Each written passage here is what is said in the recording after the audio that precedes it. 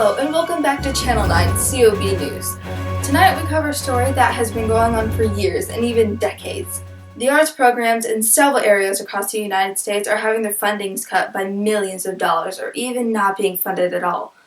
In fact, in 2011, the National Endowments of Arts had a $12.8 million cut in the fundings for the arts programs around the U.S. Though having the arts in schools have been proven to raise test scores and increase performance in class, and also raise the chance of students getting into college, the unjustly cuts are still being made. In some areas, the funding is being decreased by so much that the programs barely have enough money to keep running. According to one article, quote, to eliminate funding of about $2.5 million for the SC Arts Commission, we know the state budget is in bad shape and that there has to be cuts, said longtime art teacher Carrie Power Wednesday.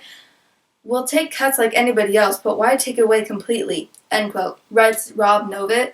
This article, along with hundreds of others, explains how unfair it is to take away so much money from these very beneficial programs.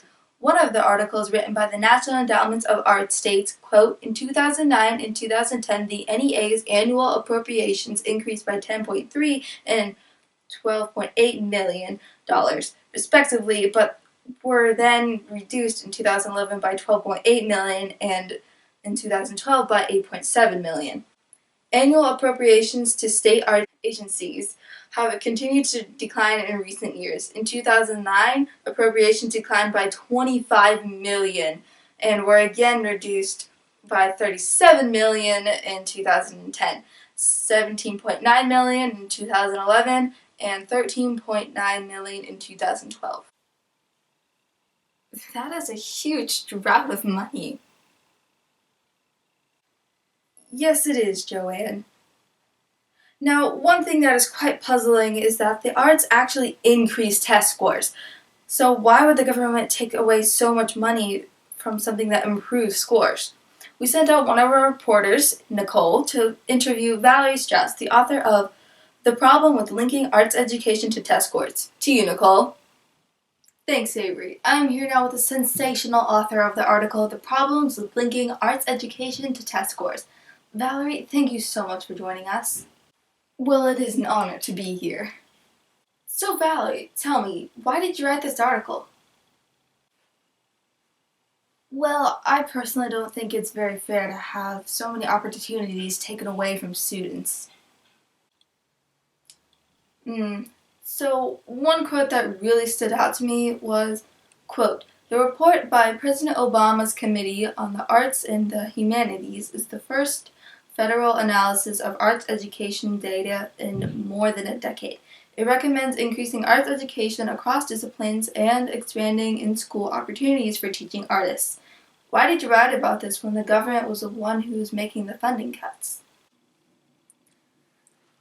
I personally think that the government does support the increase of test scores, but not how much it costs for those scores to go up, as art supplies and instruments are very expensive. Even stage curtains cost over $2,000.